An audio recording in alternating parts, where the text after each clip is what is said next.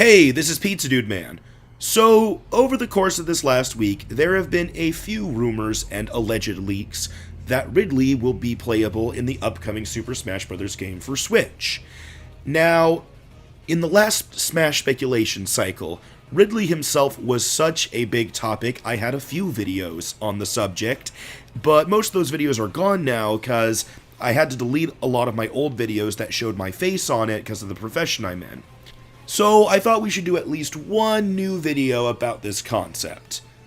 When Smash Bros. Came out in the Nintendo 64, it quickly became one of my favorite games, because it had all of my favorite characters all in it. It had Mario, Fox, Pikachu, Link, but it was my introduction to Samus. I had never heard of Metroid before, and I really didn't have any access to any Metroid games. So my next exposure to Metroid was through Super Smash Bros. Melee in this opening sequence where Samus is fighting Ridley.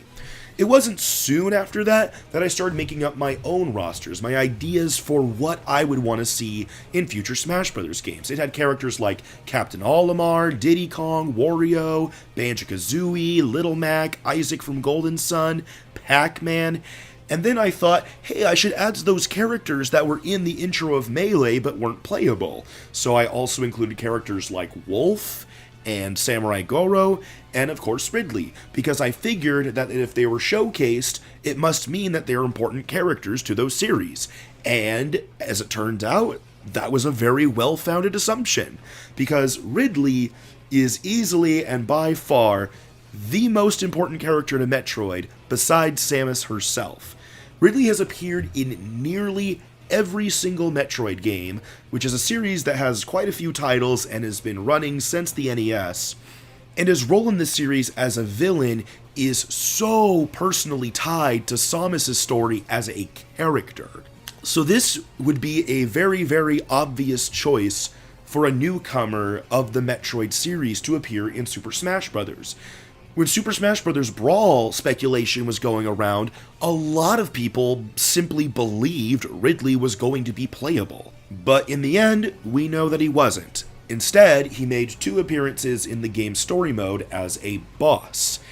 And I think this is where the arguments began. A lot of people believed that Ridley's next chance would be the next Super Smash Bros. Game. He didn't make it this time, he'll make it next time. But also, some people believed that maybe this was simply the role Ridley was meant to have.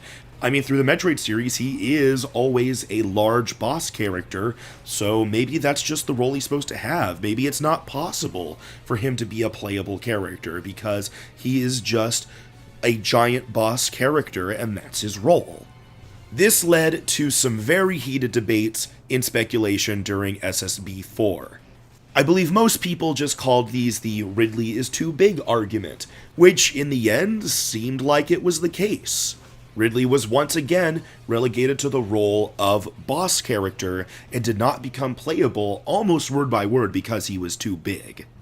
Now, back during speculation for myself, I never even fathomed the idea that Ridley could just simply be too big of a character to be playable in Smash Bros. Because my first impression of Ridley was this little intro in Melee, where he clearly looks like a reasonable size to be a playable character. And honestly, that mindset really hasn't changed for me or a lot of people who still really would like to see Ridley playable in Smash Bros. I mean, ultimately, this is a piece of fiction, so you can take creative liberties here. It's not as though Ridley has always been portrayed in the same size. Many of his appearances don't even look that big to me. Certainly not to the point of exclusion as a playable character in Super Smash Bros. And even if he is big, he can be the biggest character on the roster without being this gargantuan titan that can't be playable.